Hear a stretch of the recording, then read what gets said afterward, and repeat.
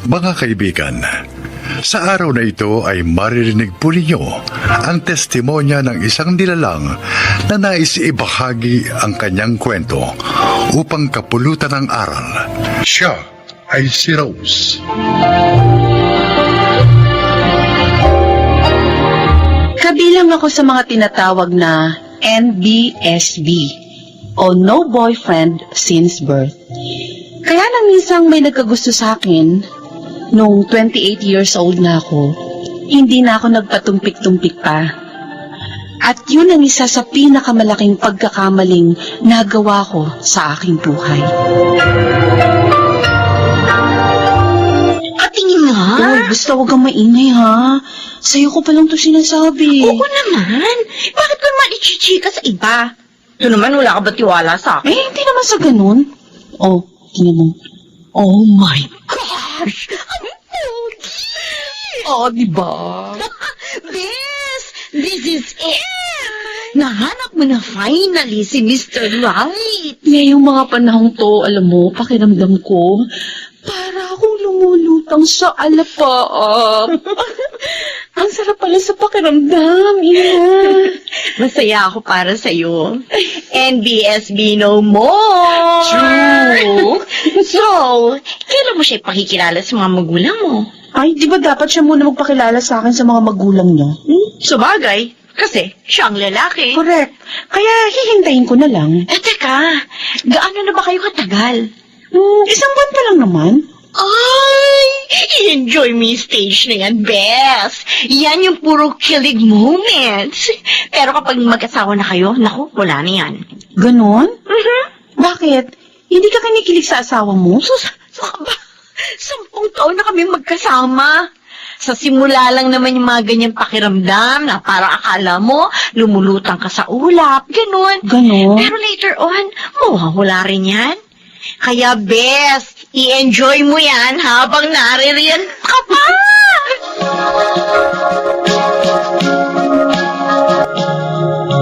Rose, Teka lang, Abner. bakit? Tama ba itong ginagawa natin? Anong mali rito? Kasi, Hindi na tayo teenager. Pareho na tayong nasa legal na edad. Ano pa ba ikinatatakot mo? Natatakot lang ako. Baka, Magtiwala ka sa akin. Wala ka pang tiwala sa akin. Abner, Ano? meron, syempre. Alisin mo ng pag-aalinlangan mo. Gusto kong mapasaya ka. Abner.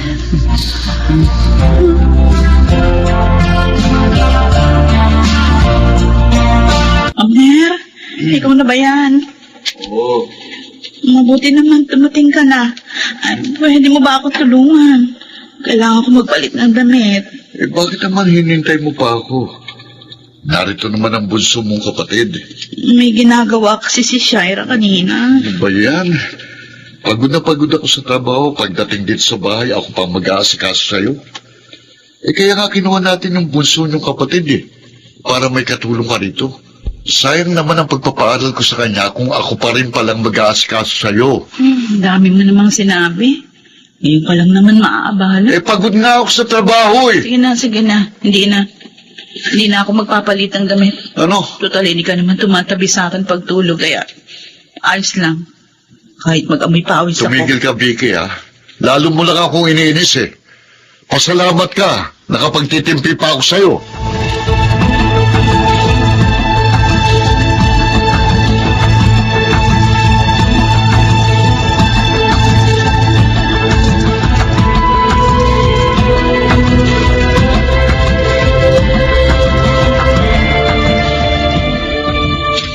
Hindi ka kamo dinaratnan?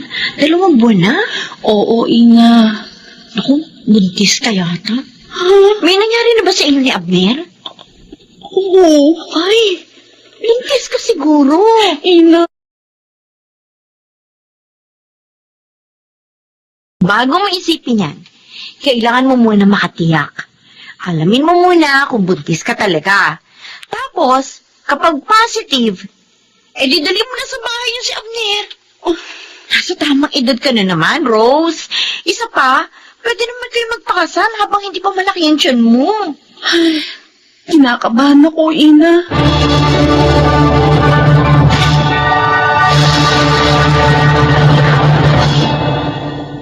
Buntis ka? Oo, Abner. Ganun ba? Oo. Bakit parang hindi ka masaya? Hindi. Masaya ako. Nagulat lang kasi ako eh. Abner, Hmm. gusto ko sana bago lumaki ang tiyan ko, magpakasal na tayo. Kasal? Oo. Bago pa mahalata ni tatay ang tiyan ko, gusto kong ipakilala na muna kita sa kanya. Tapos, pagplanuhan na natin ang kasal. Sige, sige. Gusto mo bang sumama ngayon sa bahay? Baka sa susunod na araw na lang. May mga kailangan akong asikasuhin sa trabaho ngayon eh. Ha? Sige. Pangako, Abner, magiging mabuti akong asawa at ina ng magiging anak natin.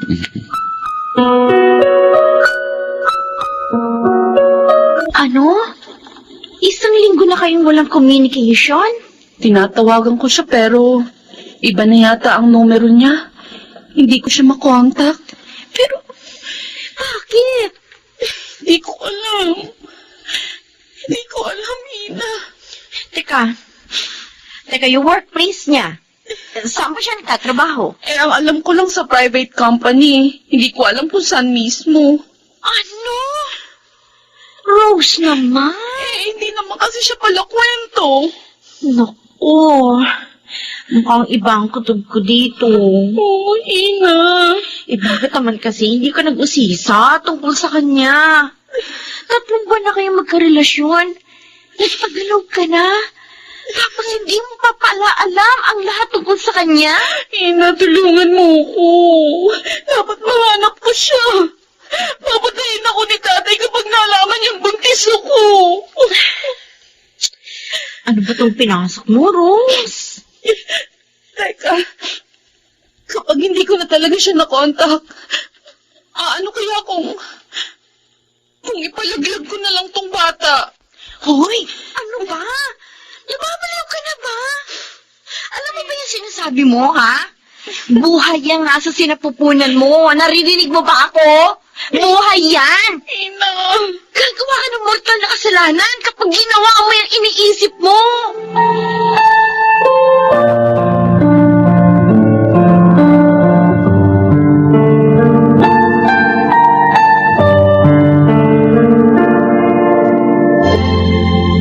Anong sinabi mo? Buntis ka? Ha? Opo, tay. Nasaan ang ama? Tay, huminahon ho kayo. Nagpabuntis ka? Nagpabuntis ka sa isang lalaking hindi ka kayang panindigan? Tawarin niyo po ako. Don't! Tay, huminahon ka! Buntis si Rose! Huwag kang parang dyan sa kapatid mo, Carl. Tay, Patawarin niyo ako, tay. Aral ka namin ng nanay mo. Pinalaki ka namin ng maayos. Sino pang babae sa magdadala ng kahiyan sa pamilya nito? Yung mga kapatid mong lalaki, nakita mo bang naging sakit namin sila ng ulo? Ha? Ha? Hindi ko naman po gustong mangyari, tay. Taraspada! Matanda ka na! 3 dekada ka na sa mundong ito. Hindi ka pa marunong magdesisyon? Hindi ka pa marunong kumilatis ng tao kung manloloko o hindi? Mas gugustuhin ko pang naging matandang dalaga ka kaysa disgrasyada!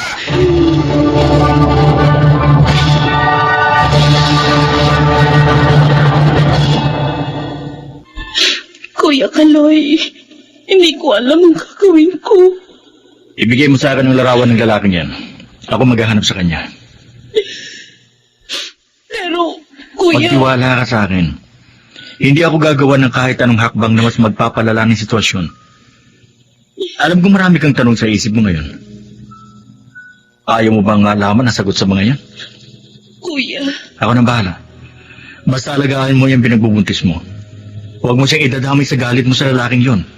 Wala siyang kasalanan. salamat sa pangunawa mo, kuya. Para saan ba't naging magkapatid tayo? Huh? Patawarin niyo ako. Patawarin niyo ako.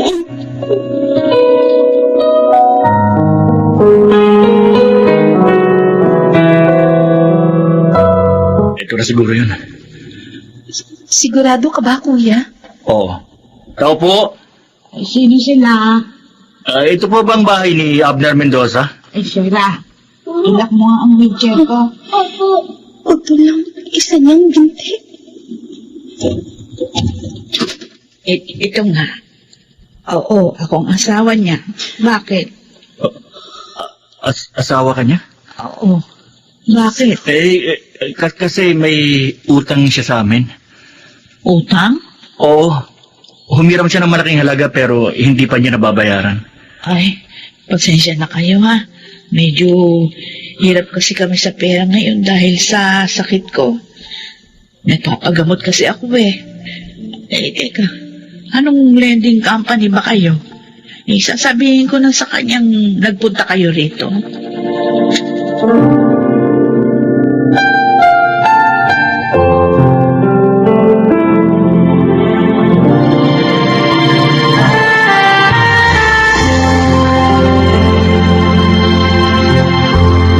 My goodness! Napakasama niya namang asawa? Imbis na magalit, awa ang naramdaman ko, Ina. Nakakaawa yung asawa niya. Alam mo, mas mabuti nang iniwan ka niya. Hindi mainam na makipagrelasyon kaysa isang lalaking kagaya niya. Iniisip ko lang ngayon, Ina, yung magiging anak ko. Paano kapag isinilang ko siya at lumaki siya? Wala siyang kikilalaning ama. Malalaman mo na lang kung ano ang gagawin mo kapag naroon ka na sa ganun sitwasyon. Kaya wag mo muna alalahanin yan. Mag-focus ka sa pagbubuntis mo. Kasi medyo sensitibo ka magbuntis. Hanggang ngayon, hindi ko pa rin maiwasang hindi maiyak. Akala ko, natagpuan ko ng para sa akin. Rose, itong batang ito sa tiyan mo ang para sa'yo. Huwag ka nang maghangad ng iba pa na hindi naman talaga para sa'yo. Isa pa, kahit mahirap, subukan mo nang mag-move on, Rose. Kalimutan mo na si Abner.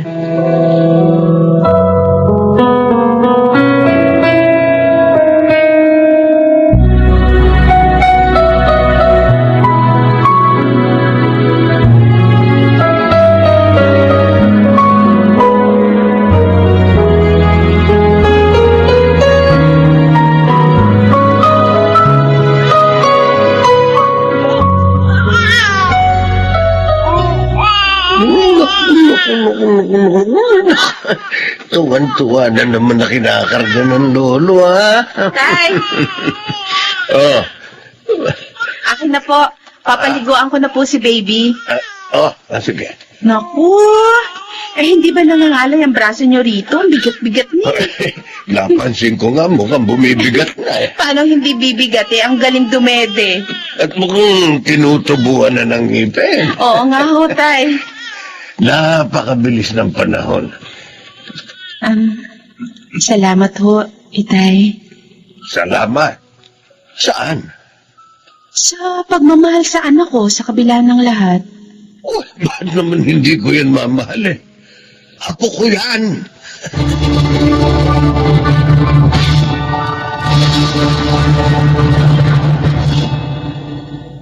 Isang pagkakamali ang pakikipagrelasyon ko kay Abner. Isang bangungot na ayaw ko nang maalala pa. Ngunit ang aking anak ay isang biyaya mula sa Panginoon. Kaya masilimuot man ang aking karanasan, tuwing nakikita ko ang anak ko, hindi ko mapigilang magpasalamat sa Diyos sa biyayang ibinigay niya sa akin. Ako si Rose. Ito ang aking buhay. Madalas, we learn the hard way. Wika nga nila. Gayunpaman, ang bawat pagkakamaling nagagawa natin ay may kasamang mahalagang aral sa buhay. Mga nagsiganap, Yunel Benamin, Phil Cruz, Chiquit del Carmen Amor, Rosana Villegas, Maynard Landicho Jr., at Jenaline de la Cruz sa papel na Rose. Naglapat ng angkop na tunog Jerry Mutia. Sa musika, Buboy Salonga. Supervisyong teknikal, Eric Lucero at Bong Muyar. Creative consultant, Phil Cruz. Production assistant, Anching Cruz. Ito'y mula sa panulat ni Rita Labanon. Sa direksyon, June Martin Legaspi at Maynard Landicho Jr. Ito ang aking buhay.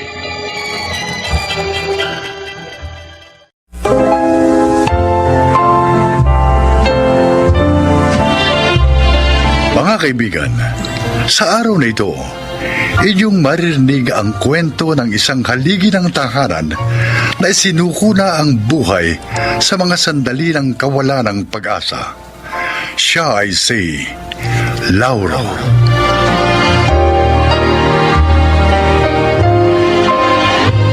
Nang mamatay ang aking asawa dahil sa sakit sa puso, tila gumuho na rin ang lahat-lahat sa akin. Marahil nga dahil nasanay akong palagi kaming magkasama at buong pagmamahal na pinagsisilbihan ng isa't isa. Kung paano ko haharapin ang kanyang pagkawala, yun ang isang katanungang hanggang ngayon hirap pa rin akong bigyan ng kasagutan.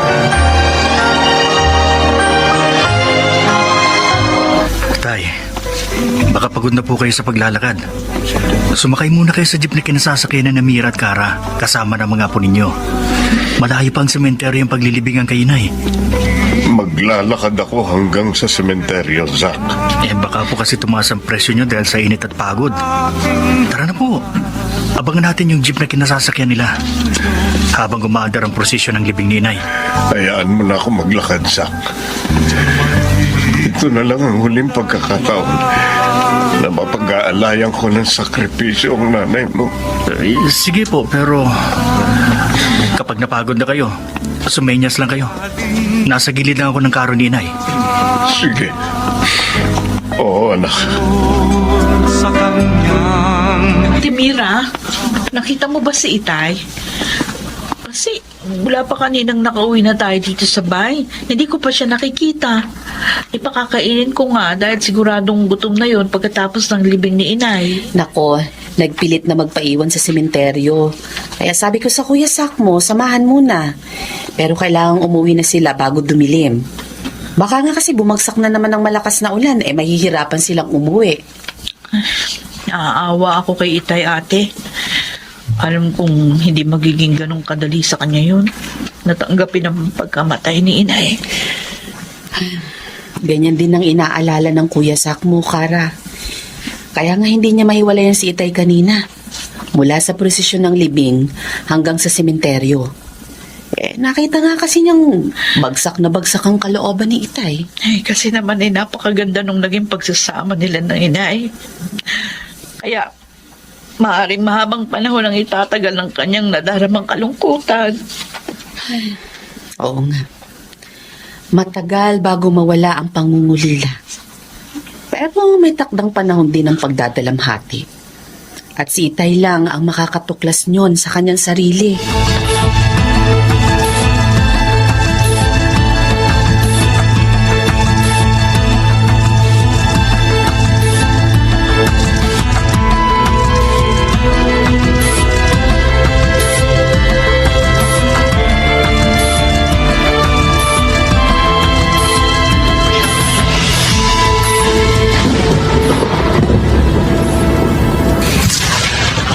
Uwi na po tayo.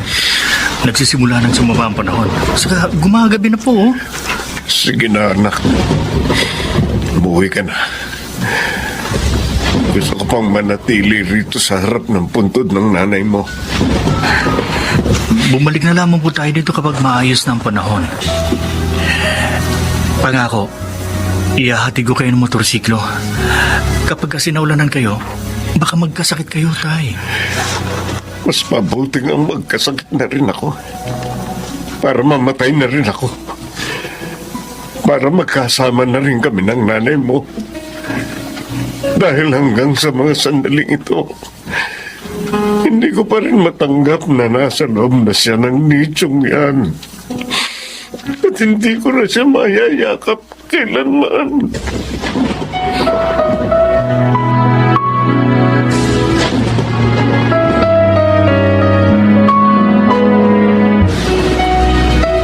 Aba, teka. Kung parang Lauro yung bumaba sa seawall, Siya, oo nga, siya nga. Pero bakit parang wala siya sa sariling sinasalubong ang malalaking alon? Naku, delikadong ginagawa niya. Kailangan maawat ko siya. Mukhang lulunurin niya ang sarili niya.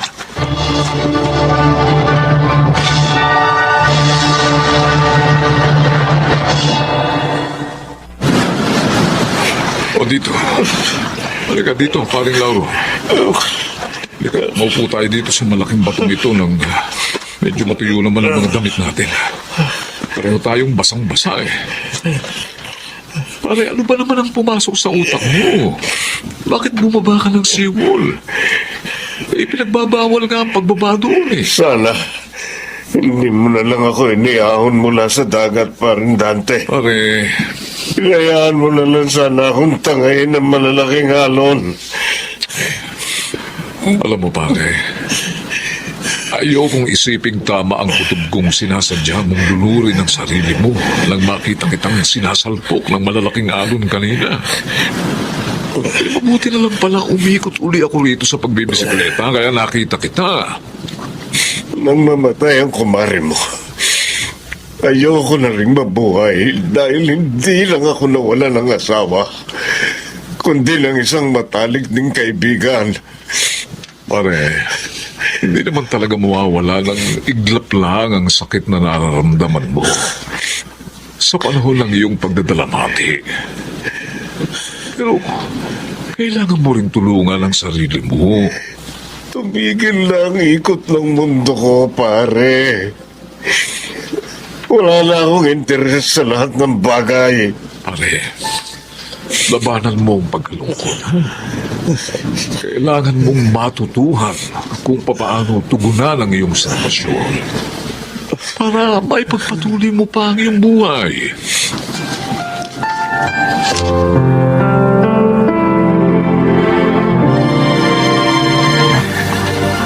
Dahil sa kasalukuyang katayuan ni Itay ngayon, hindi na muna matutuloy ang balak nating lumipat ng mga bata sa pinapagawa nating bahay sa Bulacan, Mira. Nauunawaan ko, Zach. Silip-silipin na lang muna natin yung bahay para sa maintenance ng serbisyo ng tubig at kuryente.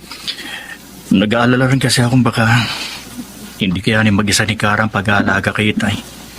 Kahit pa naka-work from home siya bilang isang language teacher. Ako naman, bigla-biglang nadidistino kung saan-saan. Lalo na kung may bago na magsisimulang project. Hayaan mo at kami na ni Kara ang bahala kay Itay. Isa pa, naisip ko rin. Mas makakatulong din sa kalagayan ng matanda kapag nakikita niya at nakakasama ang mga bata. Ganon din naman ang mga anak mo. Mukhang mahihirapan din tayong ihiwalay sila kay Itay. Pagkagising pa lang kasi sa umaga, ayun, nakatakbo na sa kwarto ng lolo nila. Ay, sa ngayon, basta kung ano ang alam natin makakabuti para sa ating lahat, yun ang gagawin natin.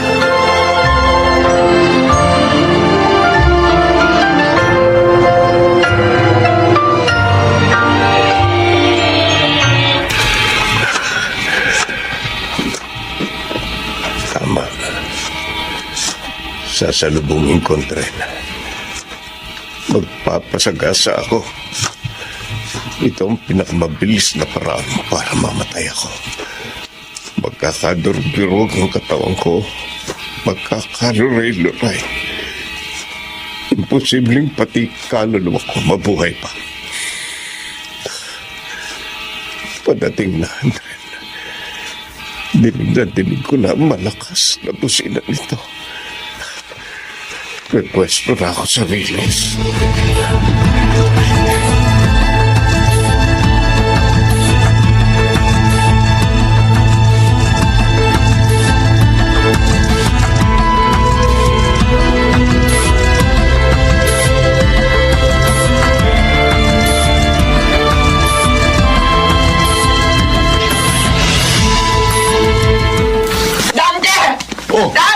Nay! Yung paring Lauro mo nandun sa Riles, pilit nagpapasagasa sa tren. Ano ho? Totoo po ba ang sinasabi niyo, Nay? Kasan mo siya pigil ng mga tao doon? Puntaan mo na at baka mapakalma mo siya. Inay, ang mabuti pa pumunta kayo sa bahay nila, ho? Pakisabi po kay Zach na sumunod sa akin doon sa Ines. Pupunta ako sa kanila ngayon din. Dalian mo na rin na Opo. pupunta sa Riles. Baka makahulagpos pa siya sa mga tao pumipigil sa kanya. Eh, mukhang hindi nagbibiro yung kumpare mo sa gusto mong pamakamatay.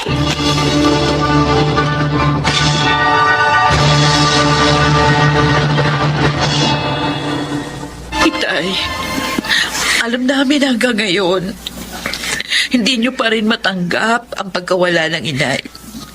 Pero sana naman, huwag yung palagi kayo humahantong sa pagpapakamatay. Na nasa gitna pa rin ako ng pagkabigla sa pagkamatay ng inyong ina. Ay, Nahirap pa rin akong paniwalaan na siya'y patay na. Dahil kailan lang, masaya pa kaming magkasama. Araw-araw kaming masayang magkasama. bakit ba? Kami ba sa akala nyo hindi rin nangungulila sa pagkawala ng inay? Pero kahit ganon, sinisikap pa rin naming malampasan ang lahat ng sakit. Hindi yun nangangahulog ang gusto na naming kalimutan ang lahat-lahat tungkol kay inay. Anak, tumatagos pa rin ang kirot. Dinadala pa rin ako ng iba't ibang damdami ni sarili ko hindi kayang pakitunguhan. Tay, kailangan pa rin nating mabuhay para sa isa't isa.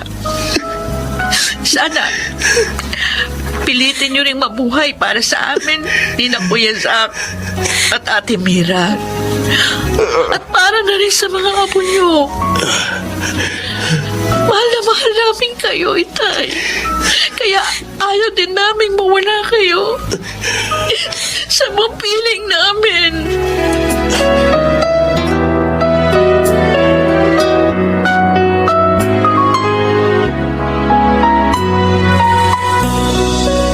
Nang mamatay ang kumari mo, yun ang pinakamasakit na sitwasyong pinagdaanan ko, pare. Gaya rin ang mga nararamdaman mo ngayon. Lamanhid din ako. Tumigil din ang iikot ng aking mundo. Pero hindi ako nanatili sa kanyang kamatayan. Siguro nga, sa pagpili nating muling ipagpatuloy ang ating mga buhay, hindi naman yun nangangahulugang iiwan na natin silang nag-iisa sa kanilang pinatunguhan. Mananatili pa rin sa atin ang kanilang mga alaala hanggang sa uli. Tama ka, pare. Oo, may mga sandaling kailangan nating umiyak. Dumaan sa lahat ng kalungkutan hanggang sa gumaling ang mga sugat upang ganap din nating maunawaan ang proseso ng pagdadalamhati. Iminulat din ako ng mga anak ko, pare. Pinipili nga naman nilang mabuhay para sa akin. Kaya dapat lang nasikapin ko ring mabuhay para sa kanila.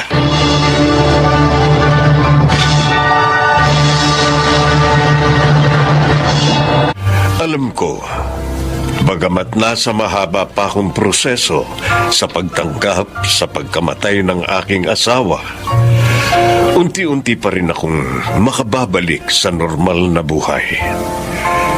Sa tulong na rin ng aking mga anak at malasakit ng aking mga kaibigan, natuklasan ko ring tila isang paglalakbay ang kalungkutan.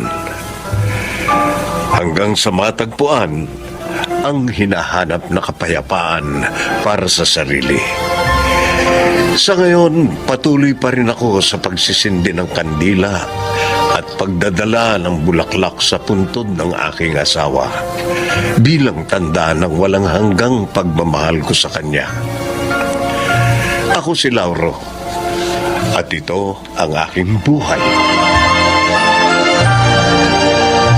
Maaaring bigyang katiyakan ang mga nadarama, kalungkutan man o iba pang mga damdamin upang mapagtagumpayan ang muling pagtanaw tungo sa isang makulay na pag-asa.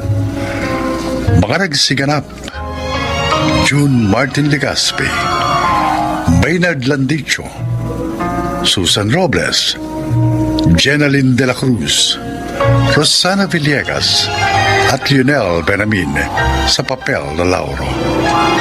Naglapat ng angkop na tunog Jerry Muntia, sa musika Buboy Salonga, superbisyong teknikal Bong Buyar at Eric Lucero, creative consultant Phil Cruz, production assistant Anching Cruz. Ito'y mula sa panulat ni Sel Barlam, sa direksyon Salvador M. Rianes. Ito ang aking buhay.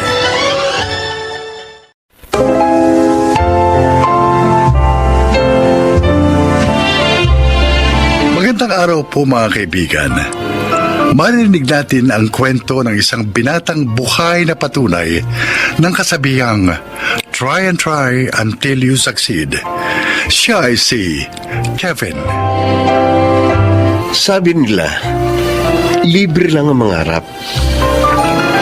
Pero para sa akin, libre nga ang mangarap.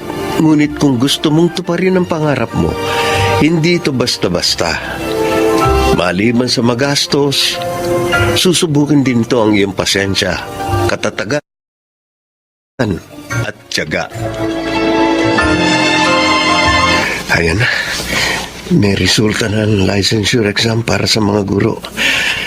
Diyos ko, sana pasado ako. Sana pasado na ako. Hahanapin ko na rito sa listahan yung pangalan ko. Kevin, anak. Ano, may resulta na ba? Sandali lang, tay. Ay, baka hindi ka na naman pasado. Letter D.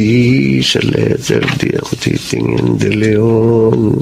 Kevin. De Leon. De Leon man. De Leon man. Teka. De Los Santos na to. 3 De Leon lang ang nakapasa. Kevin, ano na? Anak? Ay, hindi ako nakapasa, tay. Ha? Ganun ba? Ano? Anong sabi mo? Hindi ka na naman nakapasa. May next year pa naman eh. Ang sabi ko na nga ba eh. Hindi ka na naman makakapasa. Pan 5 beses mo na yan eh. Bakit ba hindi ka makapasa-pasa ha? Yung mga pinsan mo, lahat lisensyadong guro na. Oo. Ikaw na lang naiiwan na hindi pasado. Lagi kang kulelat. Wala ba naman yung ulo mo? Nay naman. Kayo na nga nagsabi. Nakakalimang subok pa lang naman ako. Ay, bakit? Ilang beses mong gusto mo na eksaminasyon sa sabot? Hindi ako nakakapasa, Nay. Ay, Joseph, anak, magsasayang ka lang ng pera. Oo. Hindi ka na naman nakakapasa. Anak, tama na yan. Eh, anak, sige na, kumain ka na muna. Ay, nako. Kanina pa hindi ka kumakain. Dahil sa kahihintay mo sa resulta ng examination na yan. Sige na, kain ka na muna. Oh, ano na naman ang mangyayari sa plano mo na magturo sa universidad? Oy, stu- Wala na naman. Tama na sabi yan. Ano ka Puro pa? ka drawing! Puro ka drawing! Magkakasya ka na naman sa kakarampot na sweldong nakukuha mo sa trabaho mo ngayon. Stoy.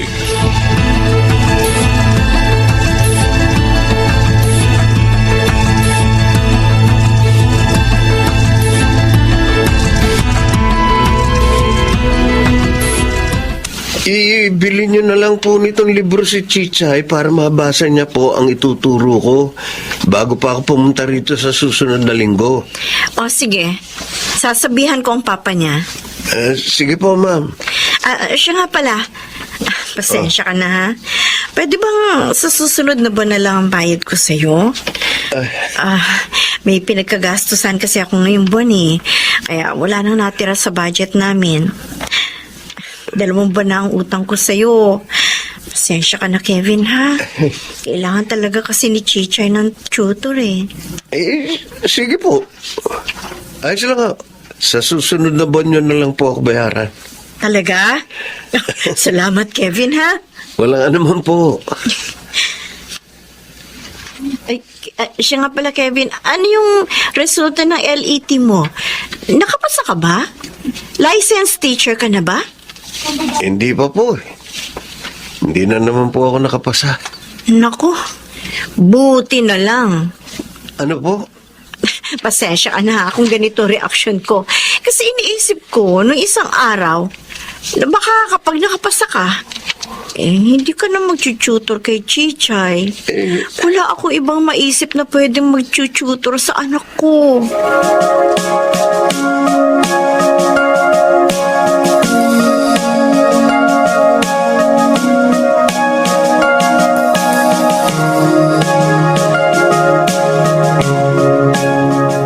Ano ba yan, Kevin? Wala ka na namang ambag sa mga bayarin ngayon. Pasensya na ate. Hindi kasi ako nabayaran nung nanay nung tinuturuan ko kasi Kasi ano? Oo, ano pa ba naman ang aasahan mo dyan sa trabaho mong yan? Pa-tutor-tutor ka lang. Isang estudyante pa. Maghanap ka ng ibang tuturuan. naghahanap naman ako kaso namamahalan sa kasi sila eh. Ang sabihin mo, mahina kasi ang utak mo. Kaya yung kaya mo lang turuan yung mga average. Yung mga matatalino at mayayaman, hindi mo yung kayang i-handle. Ay nako, ewan ko sa'yo, mapaparaning ako sa'yo. Ilang taong ka nang graduate, wala ka makuha ang matinong trabaho. Hanggang ngayon, may asawa at anak na ako pa yung sumasagot ng gastusin dito sa bahay. Sorry ate. Sorry? Pwede bang ibayad sa kuryente ang sorry mo? Pwede bang isaing yung sorry mo?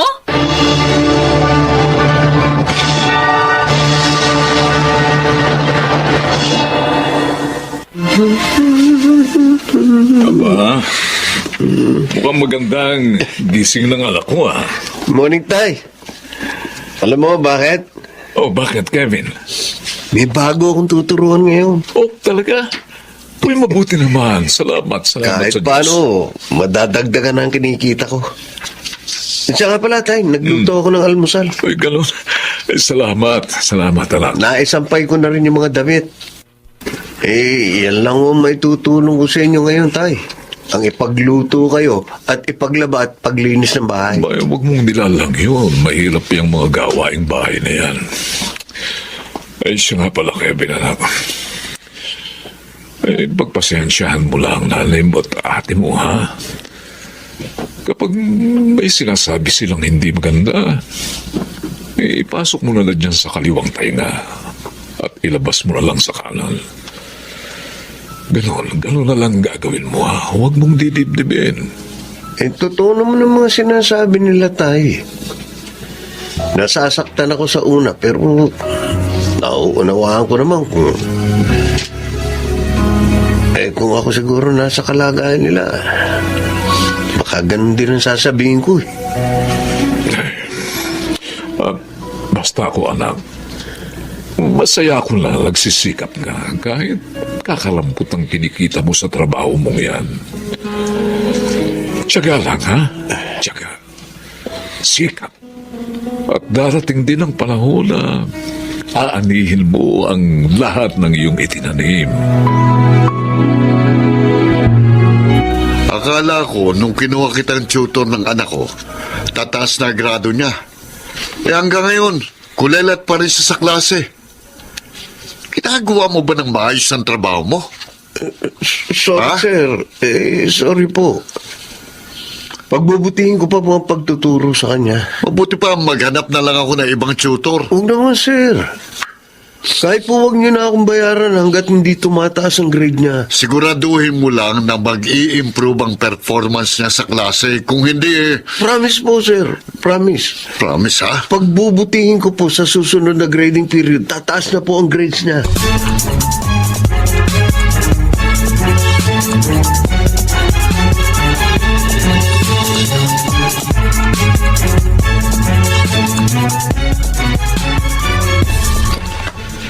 Kukuha ka na naman ng exam? Oo, Nay. Alam mo kung ako sa'yo, maghanap ka na lang ng ibang trabaho. Eh bakit ba gusto mo magturo? Eh mukhang wala namang natututunan sa'yo yung mga estudyante mo. Ay paano? Kung sa isang classroom ka na talaga magtuturo, eh baka mamaya niya kuyugin ka ng mga magulang ng mga estudyante mo. Nay, pangarap kong maging guro. At gusto ko talaga maging licensed teacher. Ay, ewan ko sa'yo, Kevin. Alam mo, lalong dumarami uban ko dahil sa'yo. Kapag hindi ka nakapasa sa taong to, dyan sa eksaminasyon yan, aba, mag-isip-isip ka na. Dahil hindi pwedeng 35 anyos ka na, ang gibo pa rin ang gumagastos sa'yo. 35 anyos ka na, May- wala ka pa rin napapatunayan. Wala ka pa rin nararating!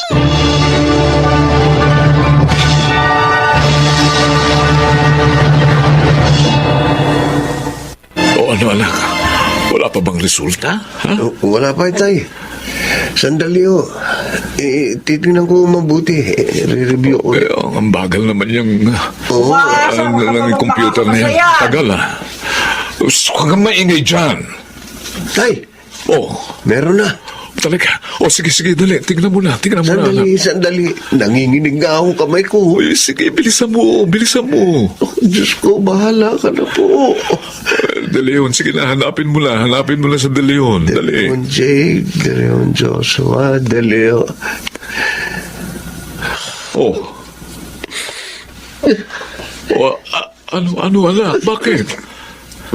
Kevin, anak, bakit ka umiiyak? Eh, sinabi ko na nga sa'yo, hindi na naman nakapasa yan. Kevin! Magsalita ka, anak. Pasado ko, Tay! Talaga? Asan? Ituro mo sa akin ang pangalan mo. Kasi ang liliit ng letra, hindi ko na masyadong mabasa. Sige na. Ayan, Tay. Ayan. Dali yun, Kevin. Anak, pasado ka nga. Anak, pasado ka.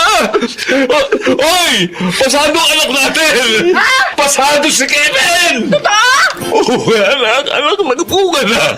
Nagbunga na ang pagtsatsaga mo. Pasado ka, Kevin, anak.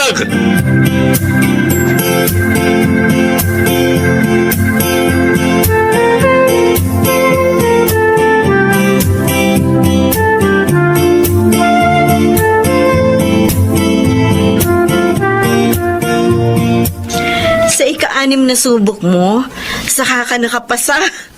Congratulations, Kevin! Salamat po. Pero, nalulungkot ako kasi iwan mo na si Chichay. Pasensya na ho kayo, ma'am.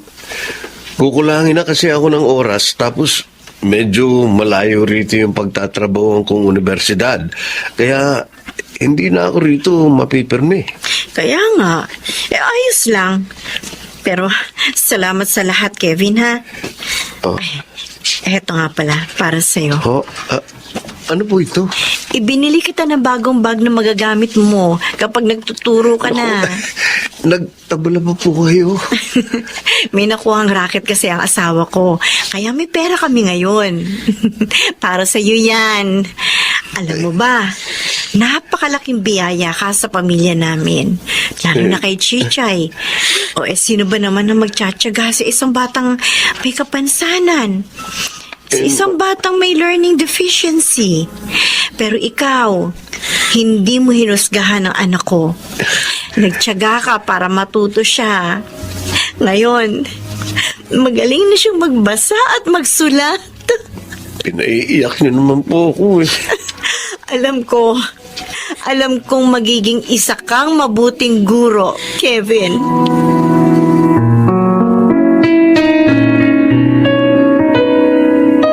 Oh, etong bayad ko sa'yo.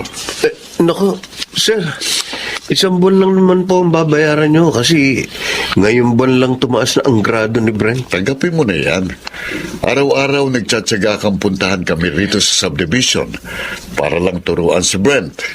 Isa pa, sabi ng teacher niya, kahit daw hindi matataas ang mga grado ni Brent, nakita niyang mas nagpa-participate sa klase ang anak ko ngayon.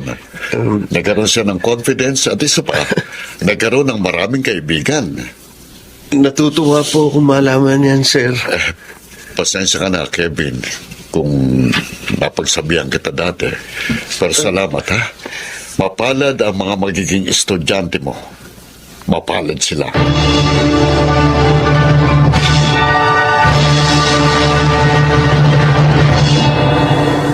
Tumaba ang puso ko sa narinig ko mula sa mga magulang na mga tinuturuan ko. Totoo pala na kapag isinapuso mo ang iyong ginagawa, gaano man ito kaliit, malaki ang magiging epekto nito. Ngayon, isa na po akong guro sa isang malaking universidad at nagtuturo sa halos 60 mga estudyante. Tama nga ang sinabi ni tatay. Hindi tayo dapat na mapagod magtanim. Dahil darating ang araw, aanihin natin ang bunga ng lahat ng yon. Ako po si Kevin, at ito ang aking buhay. Tulad ni Kevin, huwag sana tayong mawala ng pag-asa dahil sa bawat pagkadapa natin ay may pagkakataong ibinibigay sa atin upang muling bumangon. Mga nagsiganap, Rosana Villegas, Susan Robles, June Martin Legaspi, Chiquit del Carmen Amor, Phil Cruz at Lionel Benamin sa papel na Kevin. Naglapat ng angkop na tunog Jerry Mutia sa musika ni Buboy Salonga. Supervisyong teknikal Eric Lucero at Bong Muyar. Creative Consultant Phil Cruz. Production Assistant Anching Cruz. Ito'y mula sa panulat ni Rita Labanon. Sa direksyon Salvador M. Reales. Ito ang aking buhay.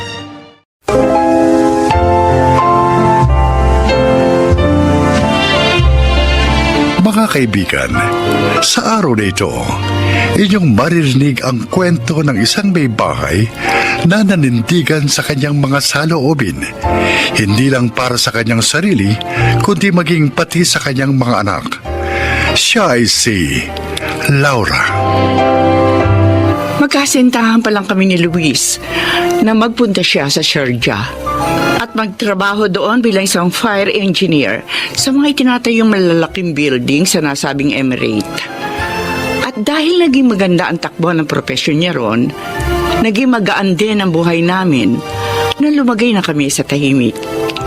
Sa paglipas pa ng maraming taon at sa pamamagitan ng magkatuwang naming pagsisikap sa buhay, ako bilang isang elementary teacher sa isang public school, napagtapos namin sa kolehiyo ang aming 2 anak.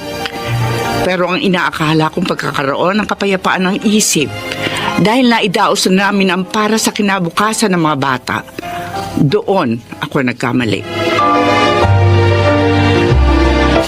Aba, Ate Maring, Kuya Nardo, nalabas kayo. Tara, pasok kayo sa loob. Sige, maupo kayo, maupo. Ang mahalaga talaga yung sadya ko sa'yo, kaya naluwas ako. Ako rin naman, Luis. Pero pwede ba pakainin mo muna kami? Gutom na kasi kami ni Ate Maring. May pamasahe nga lang kasi papunta rito ang dala namin Kaya kahit isang hopya at sa malamig hindi kami nakapagmerienda sa labas. Nakakahiyamang sabihin. Okay lang. Sandali, magpapahanda ako ng pagkain kay Laura, ha? Uy, salamat. Tama nga ang dating nyo dahil nagluto siya ng minudo ngayon. Uy! Linggo kasi. Masarap Walang pasok yun. sa trabaho mga bata. Oo. Kaya yun ang nirequest nilang ulam sa tanghalian. Dali, apurahin nyo ng mag-asawa yung paghahain. Gutom na talaga kami.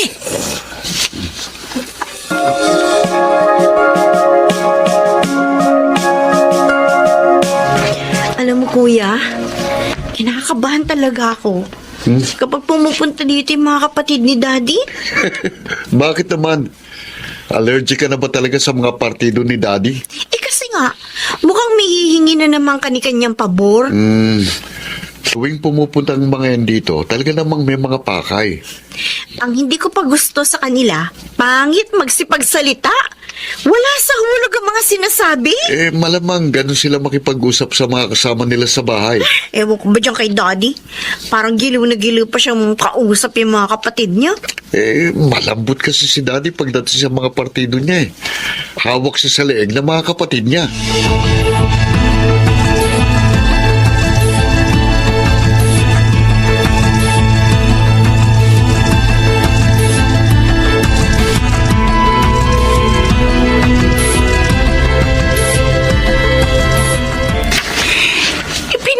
kay Ate Maring yung titulo ng lupa natin sa Bulacan? Para lang isang lanya na 1 milyon? Oo, kaya nga kailangan kong umuwi rin bukas para makausap yung pagsasanlaan. Hindi naman nila basta may sasanla yun dahil ako ang nakapangalan sa titulo. Ano ka ba naman, Luis? Hindi ka na ba talaga nag-iisip? At saka bakit hindi mo man lang sinabi sa akin? Alam ko namang hindi ka papayag eh. Kaya hindi ko na sinabi sa'yo. Natural wonder natin yun eh.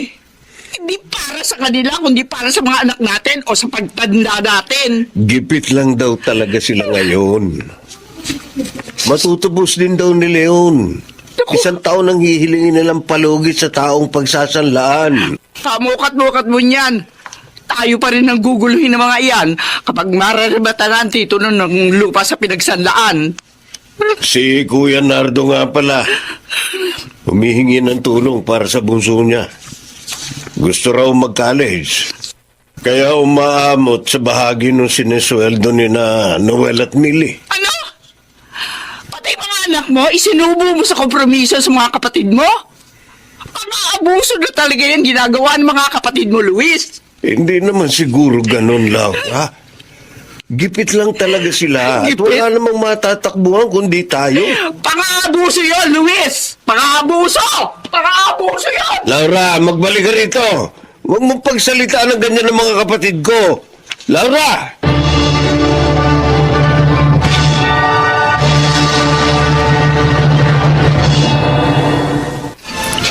Nung nasa abroad pa daddy nyo, tuwing katapusan ng buwan, nandito na yung mga partido niya.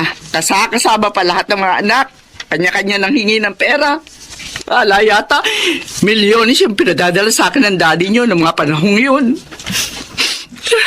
Pero dapat din sana maging aware si Daddy na iba na ang sitwasyon niya ngayon.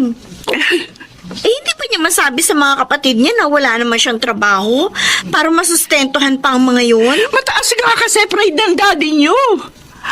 Ayaw niyang bumaba ang tingin sa kanya ng partido niya. Kaya tingnan mo, pati kayo ng Kuya Noel mo, ikinumpromiso. Binigyan pa niya kami ng problema ni Kuya Noel. Lalo na ako. Bago pa lang ako sa pagiging computer hardware engineer. Kaya hindi rin naman ganun kalaki ang sahod ko. Ang mahirap pa sa ginawa niyang yan. Aasa na talaga yan si Kuya Nardo sa makukuha sa inyo. Ako, Jack. Tuwing araw ng sahod nyo, nandito na yun. Nakabang na. Hindi talaga aalis yun hanggat hindi nakakakuha ng pera.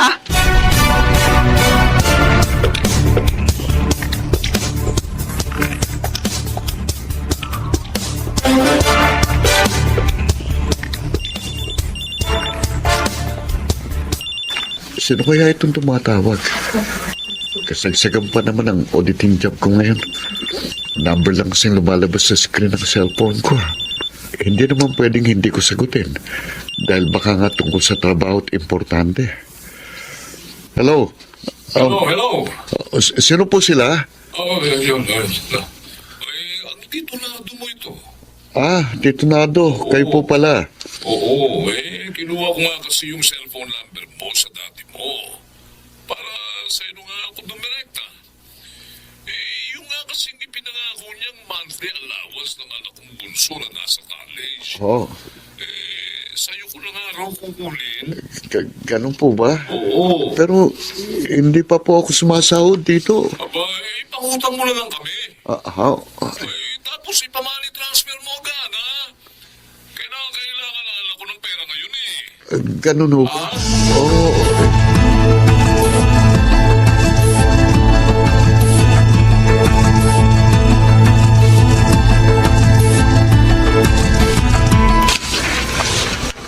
Tumawag si Ate Maring. Pinauuwi ako doon uli.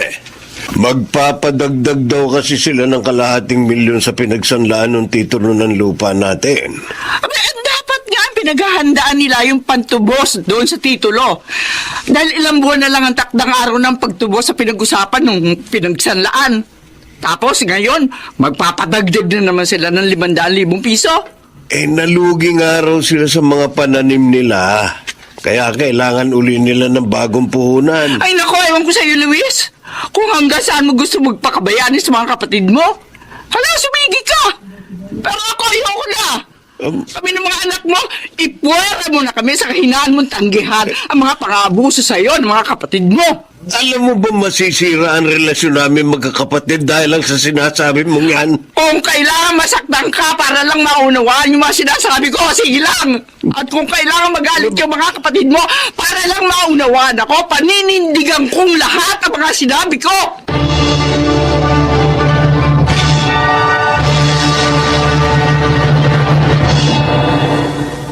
Aba, sayang naman yung lupain nyo.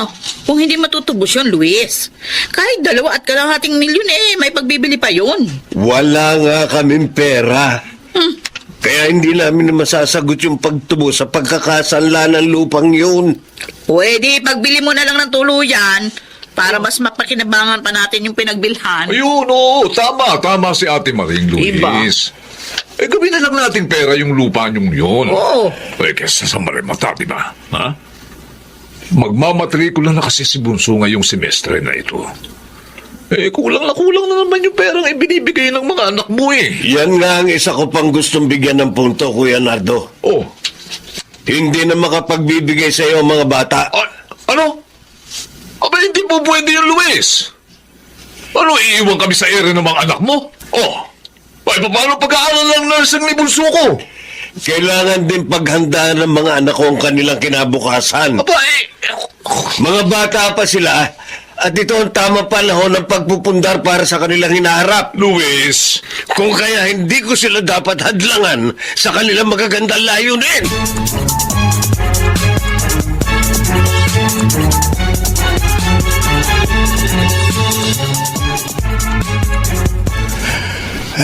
Aminin ko.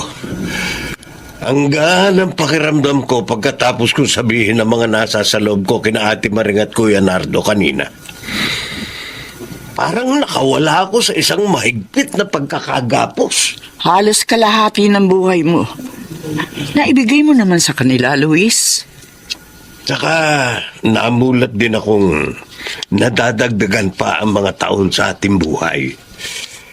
Kailangan din natin paghandaan ang ating pagtanda.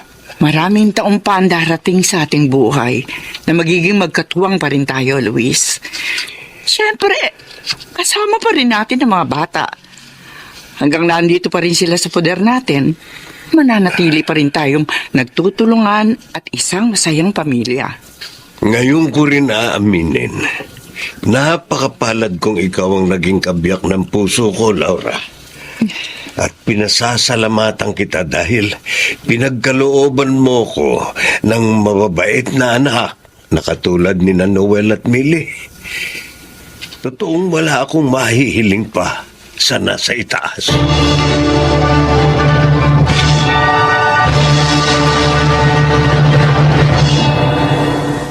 Siguro nga, may mga bagay na kailangan natin pakawalan para mas makahakbang pa tayo sa susunod na mga layunin natin sa ating buhay at mas magkaroon ng kapanatagan.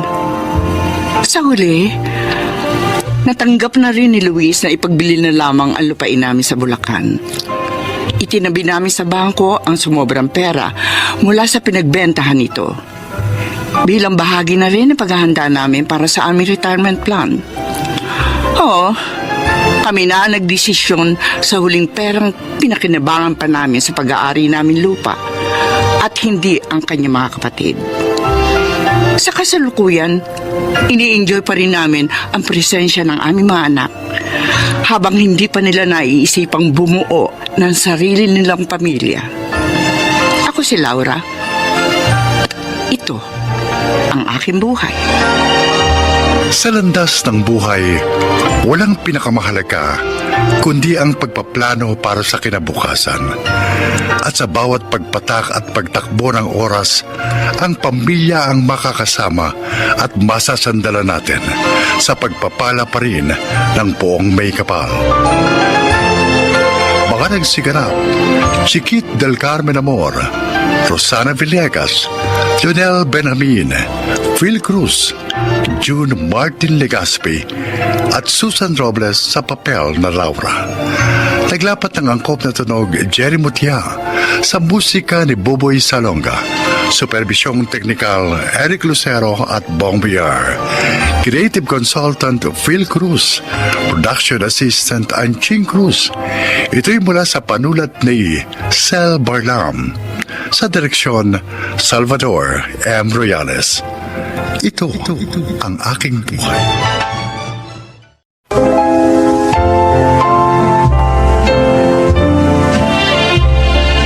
Magandang araw po mga giliw naming tagapakinig. Isa na namang kasaysayan na kapupulutan ng aral ang inyong maririnig. Ito ay ang kasaysayan ni Morena.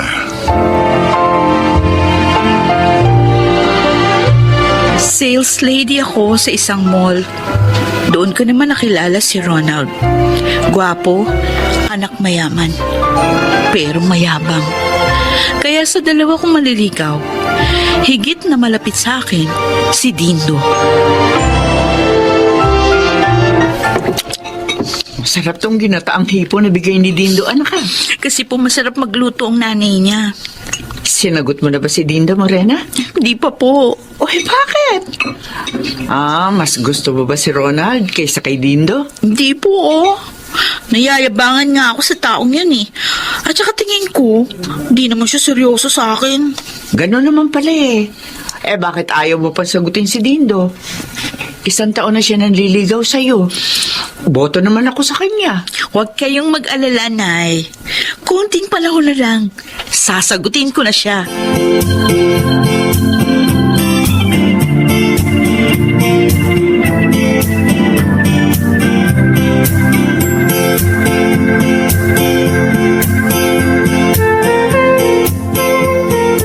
Uy, magandang bracelet na ito.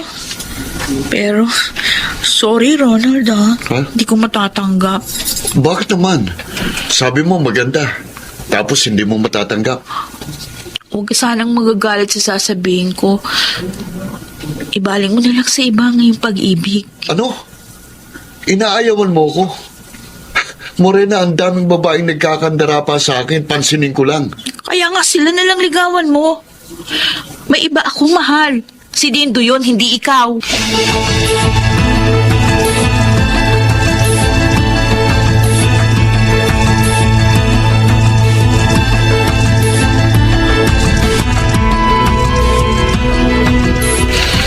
Ronald, hindi ka sumabay sa akin maghapunan kanina. May problema ba? Nainis ako, Daddy. Biruin nyo, itong gwapo kong ito, sa unang pagkakataon na busted ako. Talaga? Sino naman ang gumawa nun? Yung bang nililigawan mo na Morena baka mo pangalan? Oo, siya nga ho. Anak, talagang ganoon. Kahit sa pag-ibig, may nabibigo, may nagtatagumpay. Daddy, hindi ko matatanggap. Masakit sa pride. Hindi maaaring ganito na lang. Ano ibig mo sabihin? Hoy, Ronald, kung may iniisip kang masama laban sa babaeng yun, ha? Huwag mong gawin. Baka mapahama ka lang.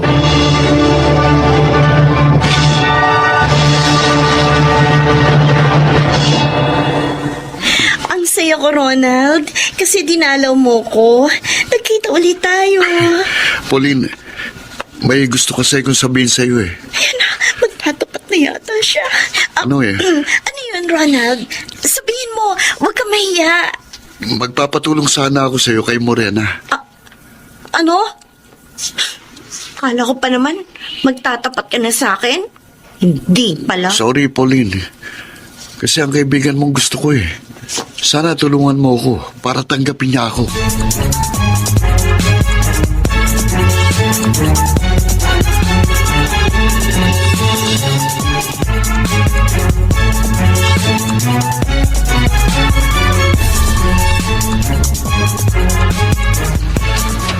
Dindo, Morena, natutuwa ako dahil ipinaalam niyo yung dalawa sa akin ng tungkol sa inyong relasyon. Ginagalang ko po kayo, Aling Adora. Kaya nang sagutin po ako ni Morena, sinabi ko po sa kanya na ipapaalam po namin ito sa inyo. Salamat, Dindo. Kaya boto si inay sa'yo, Dindo, dahil sa ugali mo. Mayroon lang akong gusto ipaalala sa inyo. Ano po yun, Nay? Lahat ng bagay may limitasyon. Ganon din naman sa inyong relasyon. Sana huwag kayong lumagpas doon. Lalo na nga, hindi pa kayo kasal. Opo. Iingatan ko po ang sarili ko. At ako naman po, makakaasa po kayo na igagalang ko po si Morena.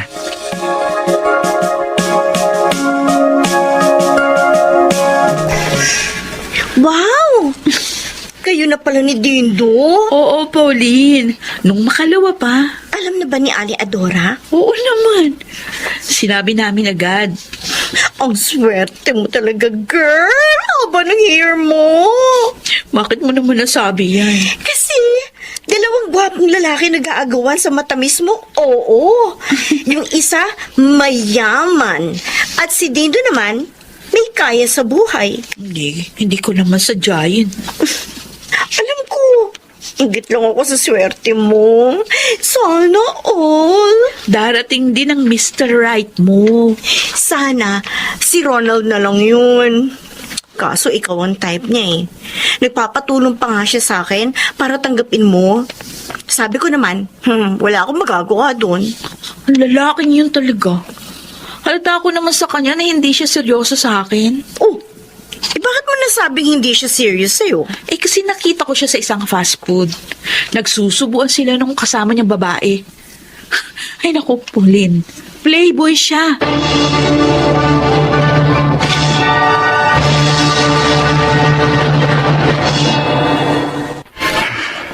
Tamang-tamang paghihintay ko kay Morena dito. Ayun na siya, dumarating. Hindi pwede sa akin ang ginawa mong pag-busted, Morena. Kailangan makaganti ko. Malapit na siya. Morena, sandali lang. Ah, Ronald, ikaw pala. Ba't mo kayo nahintay dito sa daan? Well, gusto lang kita makita. Kasi miss na kita eh. Di ba tinapat na kita? Sana tanggapin mo na lang yun. Tsaka isa pa, meron na akong nobyo. Sinagot ko na si Dindo. Alam mo bang nasaktan mo pride ko? Wala pang nag-busted sa akin. Ikaw pa lang. Pasensya na kung ganun. Hindi ko kailangan ng pasensya. Kailangan ko ikaw, ha? Itiwan mo ako, ano ba? Huwag ka namang pumiglas. Wala ka namang magagawa sa lakas ko eh. Kung ano man ang iniisip mo, huwag mo nang ituloy. Tumahimik ka! Sa ayaw sa gusto mo, magiging akin ka. Wag! Ayoko! Ano nga yung halika? Itiwan mo si Morena! Ha? Sino to? Lumiya ka! Dindo! Salamat at dumating ka! Mabuti na lang pala, naisipan konsultan ka nang hindi kita abutan sa mall. At nahuli ko ang walang hiyang to! Kailangan makatawag tayo ng pulis! Nakakasuhan ko kung walang yan ito!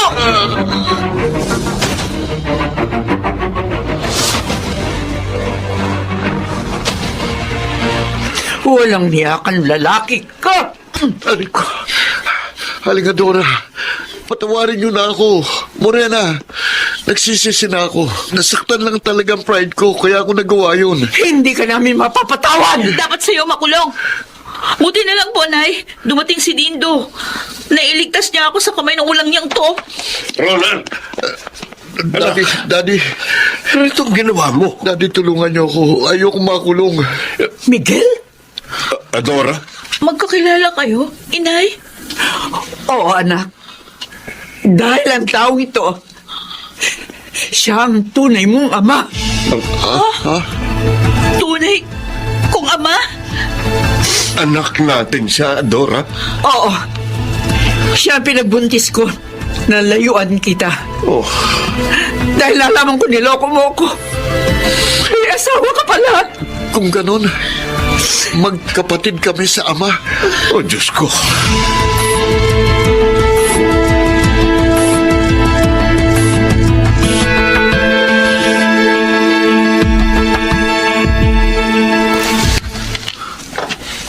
Kaya hindi na siya kinasuhan pa, Pauline. Akalain mo yon?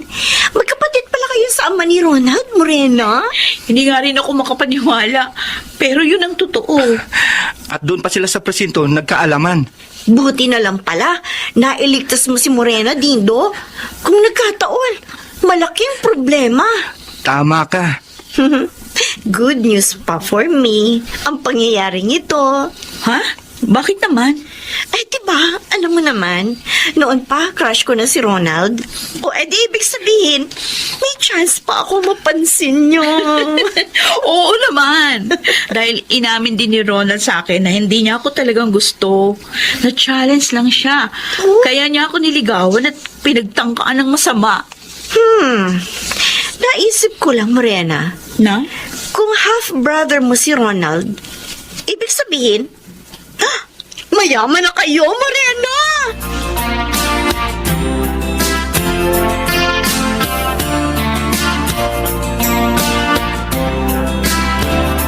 Bakit kayo narito? Gusto po naming magpasalamat uli sa hindi niyo pagsasampa ng kaso laban sa akin. Tapos na yun. At dahil magkapatid pala tayo sa ama, kaya pumayag na ako nung sabihin ni inay na patawarin ka na lang namin. Salamat uli sa inyo, Morena. Nanay Adora. At ang isa pang dahilan ng pagparito namin, ay gusto ko sanang humingi ng pagkakataon sa inyo para mapunan ko ang mga pagkukulang ko sa inyong mag-ina, Adora. Ano? Naiintindihan mo ba ang sinasabi mo, Miguel? Ha?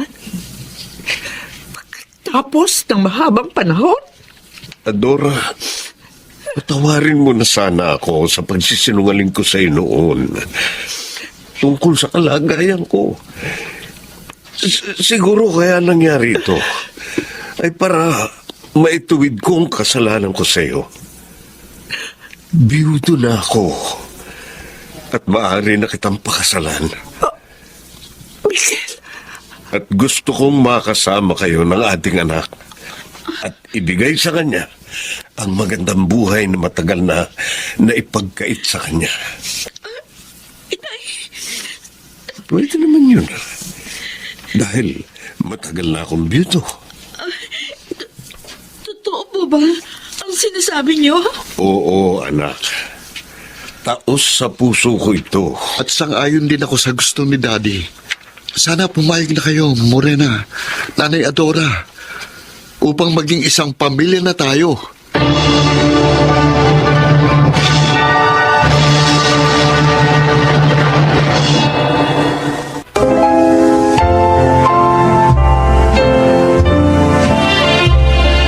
Tunay na mabuti ang Diyos. Ang ginhawang hindi ko naranasan noon, ibinigay din niya sa akin ngayon. Tama kayo. Nagpakasal sina inay at itay. Kaya naman ngayon, isang maligayang pamilya na kami. Ako po si Morena, dating sales lady. At ito, ang aking buhay. Lahat ng bagay ay may kaukulan. Lahat ng pangyayari ay may kadahilanan. Mga nagsiganap: Susan Robles, Phil Cruz, Chiquit del Carmen Amor, Yudel Benjamin, Jerry Mutia, at Rosana Villegas sa papel na Morena. Naglapat ng angkop na tunog Jerry Mutia sa musika ni Buboy Salonga. Supervisyong teknikal Eric Lucero at Bong Muyar. Creative Consultant Phil Cruz. Production Assistant Anching Cruz. Ito'y mula sa panulat ni Selma Corporal Alcantara. Sa direksyon Salvador M. Royales. Ito ang aking buhay.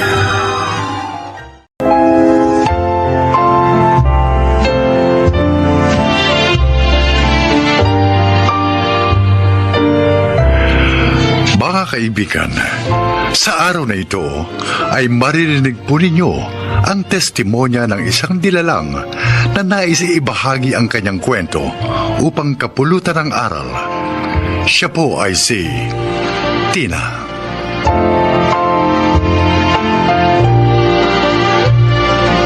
Magandang araw po. Nakakahiya mga sabihin. Sa beer house po ako nagtatrabaho. Nagbebenta ng aliw sa mga lalaki. Maaga po ako naulila sa mga magulang, kaya hindi na ako nakapag-high school. At tanging si Lolo Igme na lamang na nakilala ko sa kalye, ang tanging tumulong sa akin. Noong mga panahong kailangan ko ng tulong, pakinggan po ninyo ang aking buhay.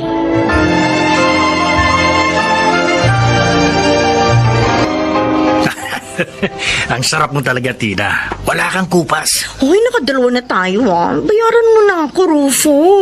Dapat may tip, ha? Bitin pa ako eh. Isa pa tayo.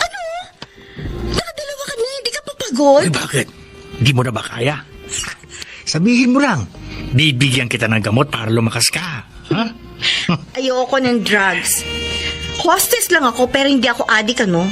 At saka, kaya ko pa. Huwag kang mainis. Gusto mo ng malaking bayad, hindi ba? Kaya dapat, paligayahin mo ng gusto ang parokyano mo, di ba? Ha?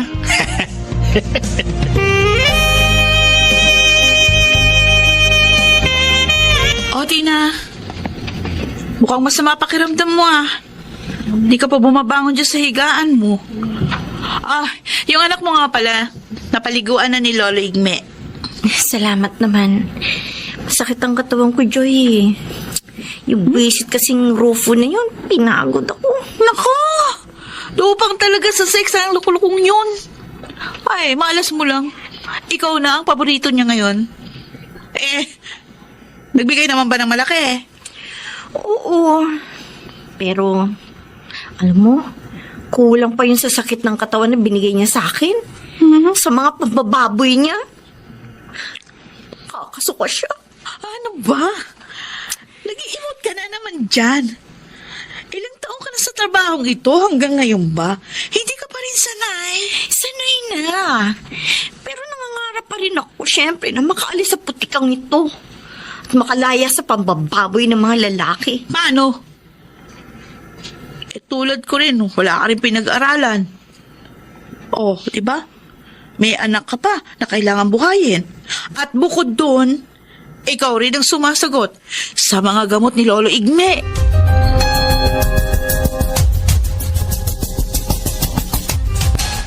Lolo Igme, ito na po mga gamot ninyo. Nabili ko na po para sa 1 linggo. Nakakahiya naman sa iyo, Tina. Hindi kita kadugo, pero ikaw pa ngayon ang tumutulong sa akin. Huwag niyo na pong alalahanin yun. Tinulungan niyo rin po ako nung buntis ako at naghahanap ng matutuluyan. Kinupkup niyo kami ng anak ko. Kaya, ngayon naman po, hayaan yung gantihan ko ang inyong kabutihan. Pero sakitin ako ngayon. Pabigat na sa iyo. Parang ako pang nagbabaon sa iyo sa putikan eh. Huwag po kayong magsalita ng ganyan. Hindi po totoo yan. Napasok ako sa trabaho ito dahil sa kahirapan ng buhay. At sa kawalan ng pinag-aralan. Kaya, Lolo, wala po kayong kasalanan.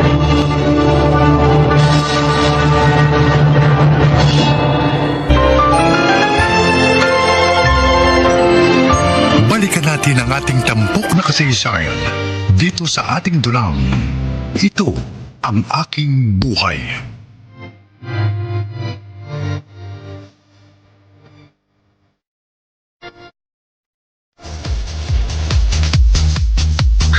Totoo ang sinasabi ko. In love ako sa'yo. Paano man binobola mo lang ako, Ramil? Tulad ng ibang lalaki nagpupunta dito. Hindi yun bola. Talagang mahal kita. Kung gusto mo, magsama na tayo. Para mapatunayan ko sa'yo ang damdamin ko. Magiging maligaya ka sa akin. Talaga? Oo naman. At hindi ka na magtatrabaho. Ako na lang ang tatrabahuin mo.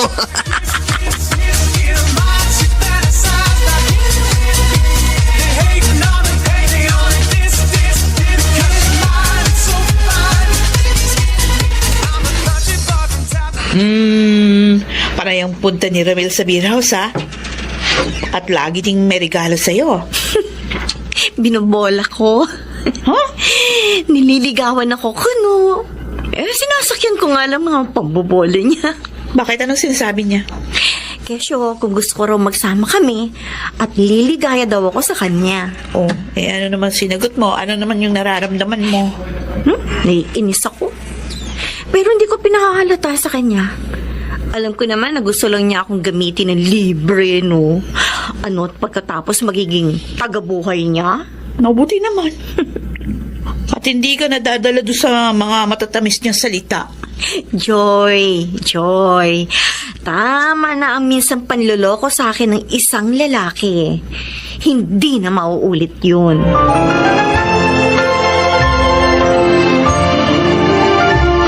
Lolo Igme, Ikaw pala, Joy. Gusto mo na bang kumain? Handa na itong pagkain na. nasaan si Tina? Umalis. May bibilhin daw sandali sa mall. Ha? Na mga kailangan din sa bahay. Ay, bakit hindi niya ako ginising? Sana nakasama ako. Meron pa naman akong gustong bilhin. Sayang nga. Pero malamang na parating na yon. Kanina pa umalis eh.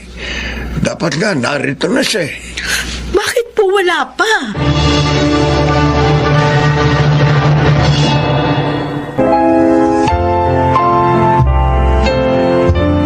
Balikan natin ang ating tampok na kasaysayan dito sa ating dulang. Ito ang aking buhay.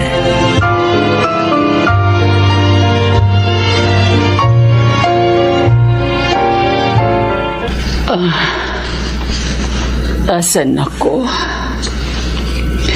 Ma'am, narito po kayo sa isang klinik. Clinic? Opo. Ako nga po pala si Tina. Ako naman si Pilar.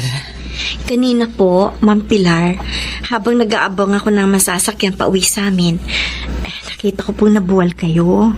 Oh, naalala ko na. Nahilo ako kanina. Mainit kasi. Nasa talyer ang sasakyan ko kaya nag-abang ako ng taxi. Ganun po pala. Kaya po, humingi po ako ng tulong sa mga tao upang madala kayo rito. Ay, salamat sa iyo, Tina. Ang bag ko. Ito po. Wag po kayo mag-alala. Iningatan ko po yan habang buhat po kayo ng mga hiningan ko ng tulong. Salamat uli sa iyo. Ayos lang po yun. Ang asawa niyo nga po pala, tumawag habang wala kayong malay kanina. Kaya po, alam na po niyang nangyari sa inyo. Papunta na po sila rito. Ay, salamat. Wala na pala akong dapat alalahanin. Ma'am Pilar, pagdating po ng mister niyo, aalis na po ako ho. Baka nag-aalala na sa akin sina Lolo Igme eh. Lolo? Opo. Ulila ka na ba sa mga magulang? Opo, pero hindi ko po tunay na lolo si Lolo Igme. Siya po ang tumulong sa amin noon ng aking anak. Kaya itinuring ko na po siyang parang tunay na lolo. May asawa ka na pala. Wala po. Anak lang po ang meron. Oh, I'm sorry. Ihahatid ka na lang namin, Tina. Ano nga palang trabaho mo?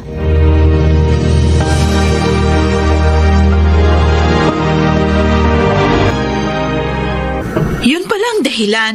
Kaya ngayon ka lang nakauwi. Oo, Joy.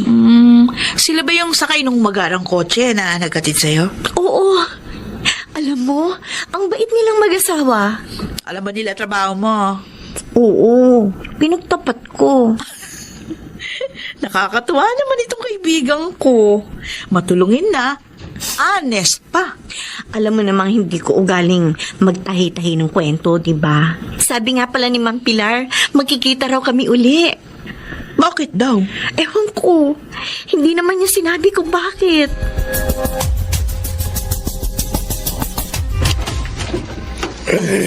Magandang hapon po. Magandang hapon din po. Sino po sila? Ako po si Pilar. Nariyan po ba si Tina? Ay, kayo yung tinulungan niya. Ako nga po. Ay, tuloy ho kayo at tatawagin ko. Sige. Para sa amin po itong lahat na dala ninyo, Ma'am Pilar. Oo, Tina. Yung groceries para magamit nyo. Ito namang iba, mga produktong ititinda mo online. Di ba sabi mo sa akin, gusto mong iwan na ang trabaho mo sa beer house? Opo. Kaya naisip kong bigyan ka ng mapagkakakitaan. Kami na rin na magpapagamot kay Lolo Igme para wala ka ng problema. Naku. Salamat po, Ma'am Pilar. At hindi lang yan. Eto, kunin mo. Malaking halaga po yan. Gamitin mo ito upang may panggastos kayo. At ang iba, tabi mo. Salamat po. Salamat po na marami, Ma'am Pilar. Mabait ka, Tina. At mabuti ang iyong puso. Kaya naman gusto kitang tulungan. Ngayon po, makakaalis na ako sa putikang kinalalagyan ko. At makakalaya na rin ako sa pambababoy ng mga lalaki.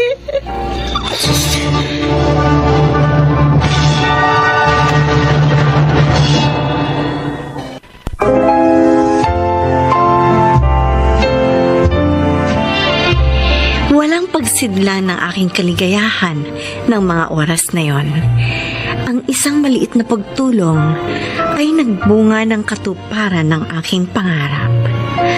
Tunay ngang habang may buhay ay may pag-asa. Sana po kinapulutan ninyo ng aral ang aking inilahad. Ako po si Tina at ito ang aking buhay.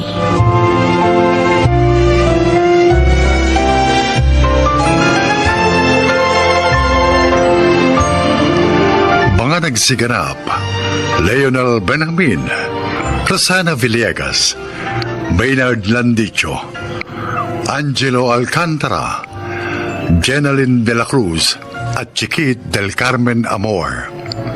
Naglapat ng angkop na tunog Jerry Mutia. Sa musika ni Buboy Salonga. Superbisyong teknikal Eric Lucero at Bong Muyar. Ito'y mula sa panulat ni Thelma Corporal Alcantara. Direksyon, Salvador M. Royales. Ito ang aking buhay.